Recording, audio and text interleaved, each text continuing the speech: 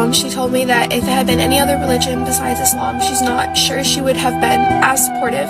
But because of how Muslims view and love Jesus, peace and blessings be upon him, my mom came with me in my shahada, and she wore hijab and everything, and my dad really wanted to come too, but he ended up having work, and it worked out because I took my shahada right after a woman's halakha, so I don't know if he would have even been able to come in necessarily. I'm so grateful for that experience too, because it meant that my mom got to meet all of these wonderful, kind women as soon as I became Muslim, and I think that brought her a lot of peace, like seeing the community firsthand.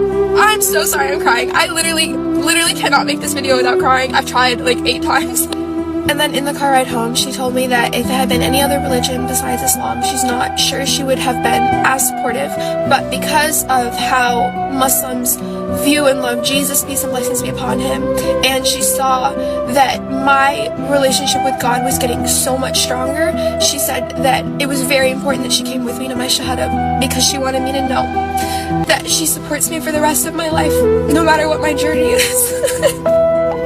My dad has said very similar things. In fact, since I'm already crying, might as well share the next thing that, like, oh, my parents just make me cry all the time, but for the best reasons. One of the first times I was wearing hijab in public, I stepped out of the house and my dad had just gotten home, and it was like the first time he'd ever seen me in hijab, and I was really scared how he was going to react, because it's one thing to say you're being Muslim, and then it's another to, like, put on hijab, and, like, and then it's, like, so obvious all the time, right? My dad said, "I am so proud of the adult you're becoming."